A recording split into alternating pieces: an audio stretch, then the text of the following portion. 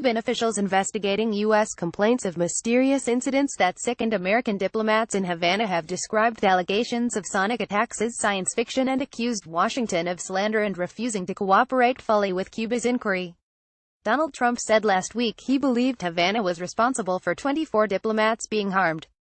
Washington expelled 15 Cuban diplomats and recalled more than half the U.S. diplomatic personnel from Havana earlier in October. While Cuba denounced the expulsions as unjustified and accused the United States of insufficient cooperation, 3 Interior Ministry officials and a doctor heading the inquiry provided more details in an interview in Havana. Cuba had deployed about 2,000 security officials and experts, from criminologists to audiologists and mathematicians, to investigate the incidents after it became aware of them in February, the investigator said. The investigation has not ended but so far has failed to uncover any evidence to corroborate allegations of attacks that the United States says have caused hearing loss, dizziness, fatigue and cognitive issues for diplomatic personnel who were based on the communist-run island. This is slander by the United States, said Colonel Ramiro Ramirez, responsible for the security of diplomats in Cuba.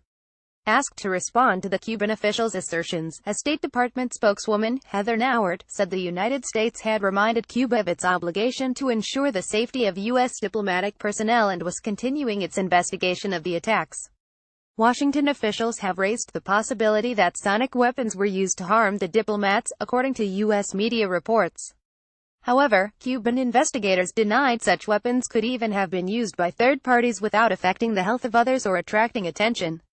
It's impossible. We are talking about science fiction, said Lt. Colonel Jose Alazo, an expert in the Criminal Investigation Unit of the Interior Ministry. From a technical point of view, that argument is unsustainable.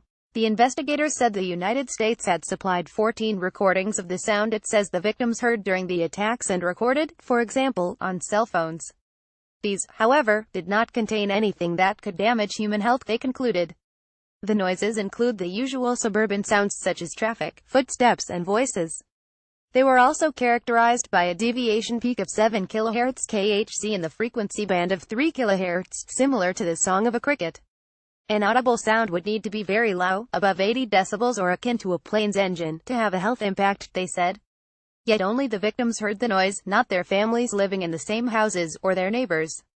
We interviewed more than 300 people in the neighborhood. We also evaluated more than 30 medically, and no one heard these things, Alazo said.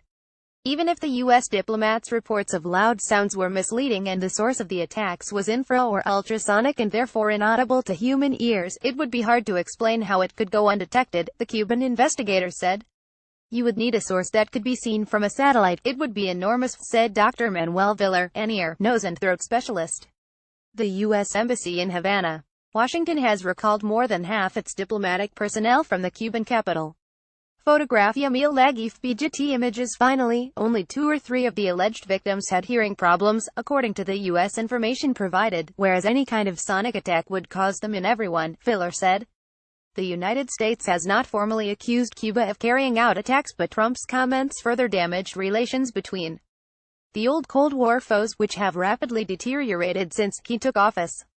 Canada has said several Canadians had reported similar symptoms to the U.S. diplomats, but it has not taken any action against Cuba and has said Cuba had been very cooperative with the investigation. There is an anti-Cuban mafia in Miami and we are victims of their dirty work that involves certain people very close to the governing circles of the United States, Ramirez said. Anti-Castro Cuban Americans such as the Republican Senator Marco Rubio of Florida have guided Trump's policy on Cuba, including a partial rollback of the historic détente forged by Trump's Democratic predecessor, Barack Obama. Washington insists its drawdown at its embassy was motivated by concern for the health of its diplomats. The safety and well-being of American citizens is our top priority, said Nauert. Investigators said U.S. actions did not add up with their accusations. More than 200 friends and relatives of diplomats based in Havana had asked for visas to visit them between February and July, despite the alleged attacks. The fact that the information the United States provided was late was a major obstacle to resolving the mystery, said the investigators, who declined to comment on the state of cooperation with Canada. So far, Washington had only officially reported 14 cases of alleged attacks to Cuba, compared with the 24 it had announced to the media, they said. It will be impossible to resolve this investigation without more cooperation, Ramirez said.